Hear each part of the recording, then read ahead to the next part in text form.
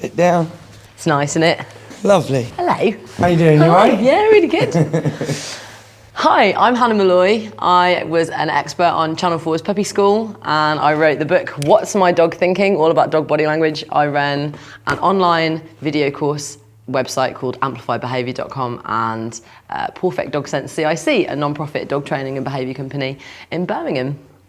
I'm Jamie, and I am a dog trainer from Hertfordshire. I run 2 dog schools, and more recently I set up UK Sniffer Dogs, which has been running since 2018. We train pet dog instructors to teach scent detection to pet dogs for fun, stimulation, and lots of other benefits.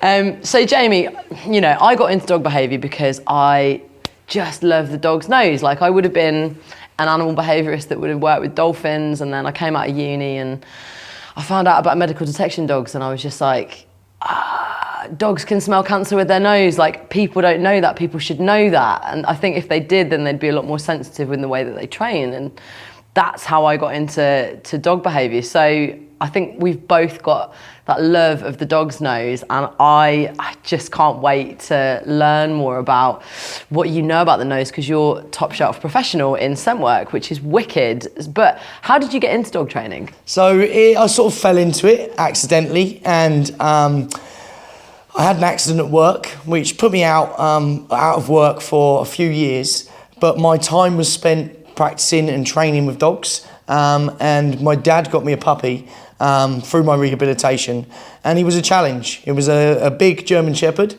and he was a reactive dog, so wouldn't take kindly to certain people walking towards us, and other dogs really didn't want other dogs coming near him.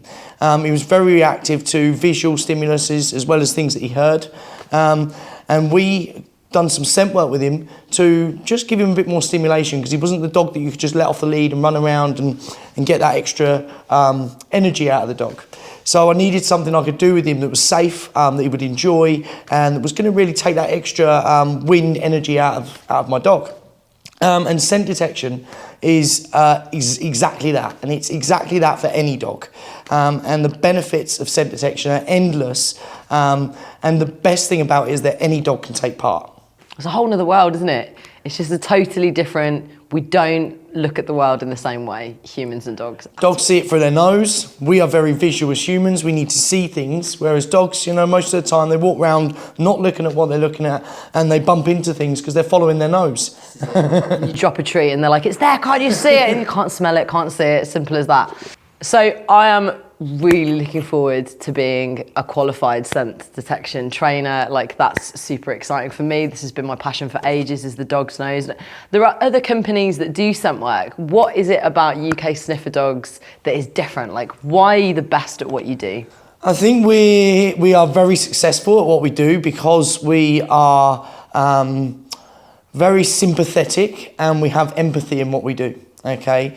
And a lot of people, you know, we train dogs positively, we use positive reinforcement, we're kind to our dogs. We do this with most of our dogs because they enjoy doing it as well as we enjoy doing it. And for some people, we need to be like that with people as well, training people.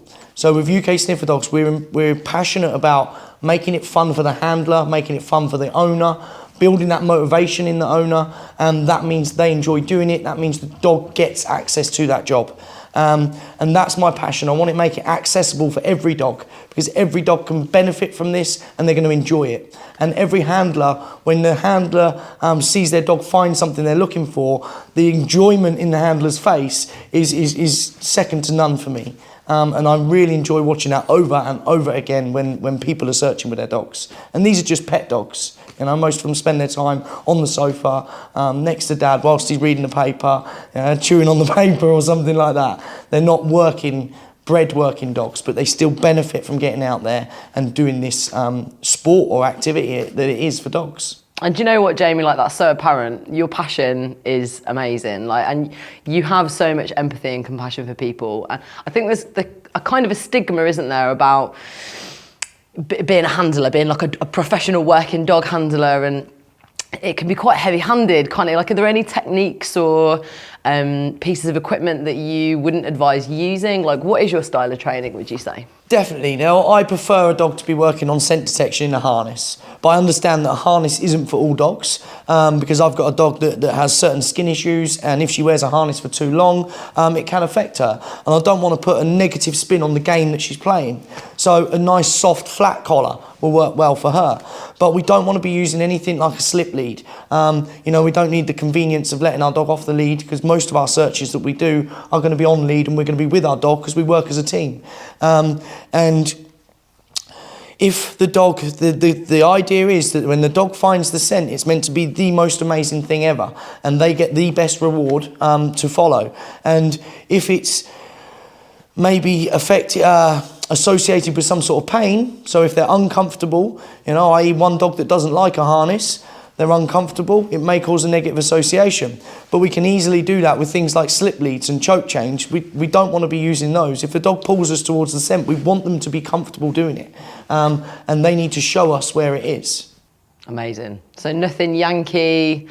And if the dog gets it wrong, like what do we do? So we have to make it easier for the dog. It's like a puzzle for the dog. So think of it as a puzzle. And we start off with a 3-piece puzzle, and we put together a 5-piece puzzle, and then an 8-piece puzzle. And if the dog's struggling at an 8-piece puzzle, we need to come back down to a 5-piece puzzle. So for me, that's a really good explanation on how we set up our exercises, because we see puzzles, well, dogs will sniff puzzles. And one search maybe over 6 plant pots is going to be very different to 8 chairs. You know, the shape of the chairs, the airflow in that area. So it's a complete different puzzle for the dog to solve. So we can make it easier, or we can make it harder for any dog. So it's not about being like, no, incorrect, that's the wrong bit, you've got it wrong. The buzzer goes off. No, it's not, because the dog can never really get it wrong. You know, it's normally we've set up the search wrong. We've made it too hard for that dog too early. Yeah, so all dogs are different, and some people might find it easier indoors, and they might get further, and then they might have to drop their criteria or lower their expectations when they're working outside in more difficult areas. And that's just normal across normal dog training. It's hard, isn't it? Because I think I'm really looking forward to this, because I teach dogs every day and I teach people every day. And actually, I think you forget when you run classes that you get so overshadowed, don't you? When you've actually got a dog in your hand and you're trying to listen, you're just focused on your dog. It really changes the game, and I can't wait. I've brought all my trainers with me, and I'm sure they're going to make all the mistakes, because we're all human, that everybody makes. And we got a right range of different dogs, you know, and they're all pet dogs, different breeds, different ages, and that's the best thing about it for me, is that any dog can take part. And from a dog training point of view, from an instructor, how easy is it to set up a class when you can have an 8-week-old puppy with a 4-year-old Labrador and a 7-year-old Shepherd and a rescue dog from Romania, all in the same group, starting at the same level and working up together. So there's no cap, like there's no age range, there's no breed. Obviously, at certain ages will have difficulties in different things. So I've got an 11-week-old puppy at the minute, and he loves doing it and he's really good at it. But I've got to change how I approach it with him to the dog that's been doing it for a few years. So we can still set up the same search, but the puzzle might be slightly easier. And there's different ways we can do that. Maybe the area is smaller, or the hide's larger, or something like that for the dog. Or you put more hides out for the dog. Rather than 1 hide, you've got 5 hides out, so they've got more chance of a success. So you can play around with it like that as well. And each dog can do it, and you will benefit from watching different dogs, because you can only learn more from watching how different dogs solve that puzzle with their nose. And do you find like the different breeds struggle in different ways? Obviously some dogs have got a squish nose.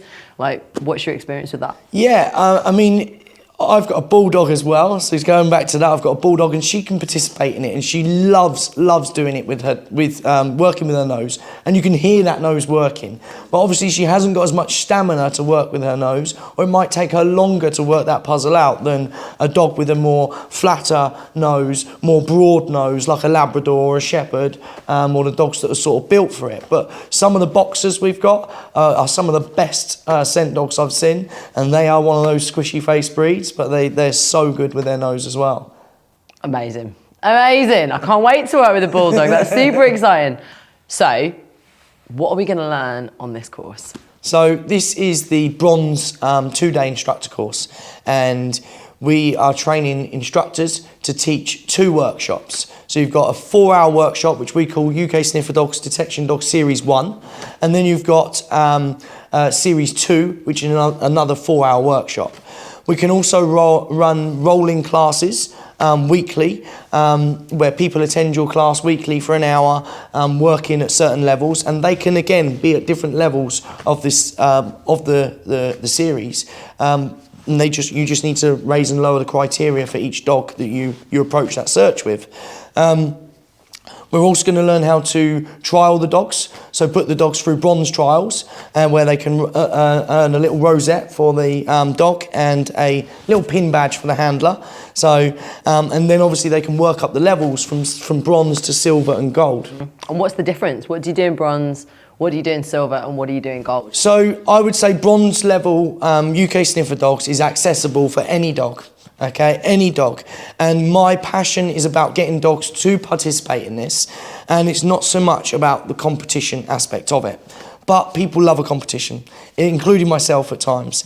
And I've done trials and stuff with my dog in the past, and sometimes I went to trials and points would get taken off me for nothing, and someone else did exactly the same thing, didn't lose points, and it wasn't very clear, and it was just who you got on the day that was judging you really, and whether they liked you or not. It wasn't much about what the dogs did. So we've structured it in a way that it is foolproof, so you could run the trial, and I could run the trial, but the criteria is exactly the same for the dogs, and we've got that same interpretation because we've worked through it. And the silver level has to get that a little bit harder. So obviously it might take people a little bit longer to train silver, because there's certain aspects in there that might take a bit longer for certain dogs to pick up. Can you give me an example?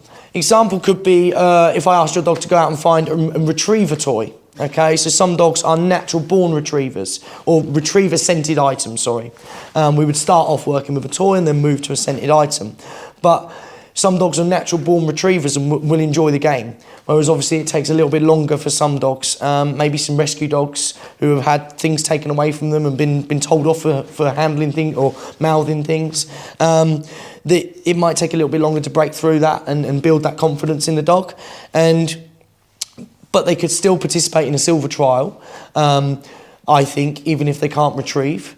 But they just wouldn't get full marks, so the dog could find the object rather than retrieving. So there is some retrieving involved in silver level. We introduce new scents, and one of the big things for me is being able to introduce the dog to a new scent, because some people say to me, "Oh, well, how many scents can the dog find?" Well, I think it's endless, to be honest. I think it's down to the dog in question. Some people used to say, "Oh, it's 8. We wouldn't train any more than 8." Well, I think you could go up to 50, 60, and it's more about your skill set. If you can think about it and manage it and program it and set your plan and keep record of everything that you do with your dog, then you will be able to train it. The dog could totally cope with it. I think it's the trainer that might struggle. So for me, I think they can pick up as many scents as their brain can take. So bronze is looking at detecting Kong. Am I right? And Correct. Learning how to scent for Kong to a 3mm piece, is it? Yeah, so it's 3 to 5 millimeters is what we say, and it is, the size of a pinhead almost. But dogs can do this, Yeah. and after series 1, so once the clients have been with us for 4 hours, they go home. 80% of them are detecting a small piece of Kong across 2 searches at least. And that's then a party trick, and they're proud of their dog, and they go home with this tiny little piece going, "Oh my God, my dog can find this, go and hide it, let me show you." Wow. And they then proud of their dog, and now this dog that was a pain in the backside because he's chewing the furniture is now the best thing since sliced bread, and he's telling his mates all about how good his dog is. So for me, if after 4 hours pet dogs can go home just detecting a small piece of Kong, I think that's amazing, really, really impressive. And so silver, you're starting to differentiate, you're adding new smells. So silver, I call it the scent library. So we're adding a new scent to the dog's library for the existing indication that we've already trained. So it's quite easy to implement a new scent, but we've just got to train the dog across different searches that we might do with the dog. Searches will get a little bit harder. So at bronze level, we have to do a bag search, which is timed and it's a minute. And then we have and it's just for one hide. We do a chair search, which is 2 hides, and you get 2 minutes. We do a novel environment, and this is the best bit for me, and I love going out and practicing novel environments because you can find all sorts of different bits and pieces to work with your dog. As long as it's safe for them to sniff, you can work with it. And you've got permission. Important. Ask before you hide. But then moves up and we have 3 hides out on a novel search, so you get 3 minutes. And then we do a vehicle search, and this is exterior of a vehicle. So what we've had in the past is mini dogs, so chihuahuas searching little Lego cars and little toy cars, kids' cars, things like that. And then we've got big diggers and things for the bigger dogs and things like that for them to search. So, it's just a vehicle. It could be anything with 4 wheels, 2 wheels, maybe 1 wheel, depending how bad it is. But it's meant to be fun, just getting out there, having a bit of fun with your dog. And if they get all 8 hides, they get a distinction. If they get 6 to 7, they get a merit. If they get 5, they get a pass. So they can still drop hides, still pass, still get the rosette, and maybe try again to get the next level up. Amazing. Yeah. Can't wait. That's so exciting. And so still you're differentiating and adding some extra stuff and making it a bit harder. What happens in gold? Oh, so the search is it's brilliant. So I struggle to favour one of the 3 courses. I couldn't tell you which one's the best. I have so much fun teaching all 3 of them. But the gold course, we bring back some Kong searching and we do underwater searching. So the Kong is hidden underwater and the dog has to detect the Kong underwater because water detection dogs are used for human remains that might go missing people, so they'll be going out on boats. And it's very similar to what the medical detection dogs are doing, where they sample urine samples or things like that and detect on cancer in urine samples or other things. I saw a spaniel doing that on like a lifeboat, and they buried this tin and meters of mud, and he's just all over the lake, and then he indicates, and you're just like, that's incredible, that's amazing. It is mad that they can sniff underwater. So what if you get all the way to gold, what do you know your dog can do? So gold level, you've got a dog that's trained across 1, 2, 3, 4 scents. And another thing in gold is called inaccessible hides. So our scent hides, so the scents that we're working on, we use gun oil, and it's easily accessible. It's non-toxic to dogs, and it's non-aversive. It's not too smelly.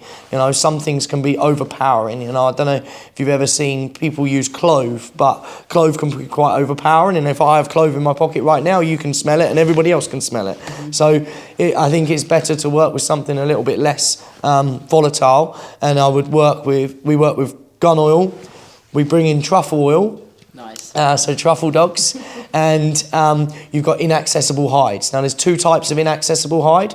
You've got inaccessible hide from height, and you've got inaccessible hide from containment. So where it might be contained in a drawer or a cupboard or a closed box container, something like that, whereas all our bronze level and silver level hides are accessible for the dog. So obviously it does get a little bit harder, and maybe gold level might not be for every dog, but bronze level definitely is. Oh, I can't wait. Okay, so your top 5 handler issues that you see. So when you're searching, don't talk to your dog too much. There's too many people that say search, and the dog's just thinking, shut up, mum, I'm trying to search, yeah? Let me do the job. It's my nose, not yours. So talk too much whilst the dog's searching. Movement, and this doesn't really happen on blind searches too much, but as you're working with your dog and you know where the hide is, keep your body moving, because your body stopping can be a big indicator that the hide is right in front of you. Yeah, so the handler comes down and just stops right in front of the hide. Number 3 would be hand in pocket. So when dogs are searching, you don't want to be having your hand in your pocket, because it's a massive cue to the dog that the treat's going to come.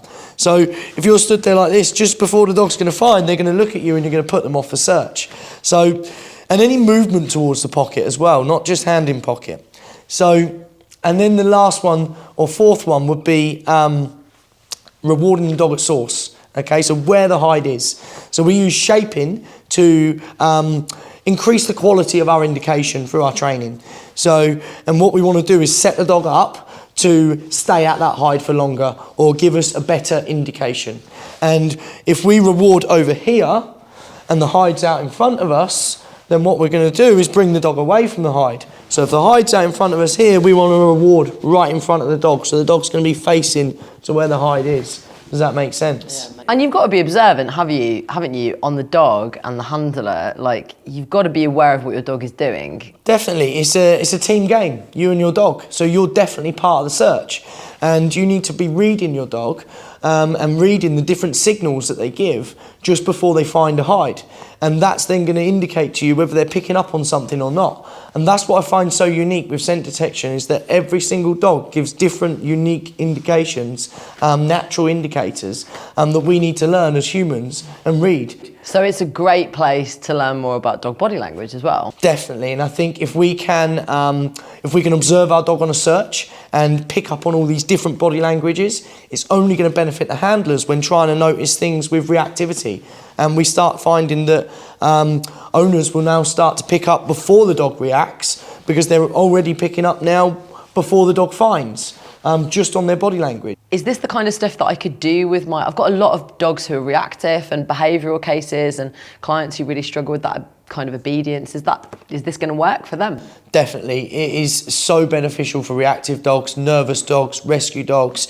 It relieves stress and relieves anxiety. And if we can do that in our dogs, then they're going to perform better out in the environment. It's proven that scent detection relaxes dogs and releases good endorphins. And I liken it to mindfulness for dogs.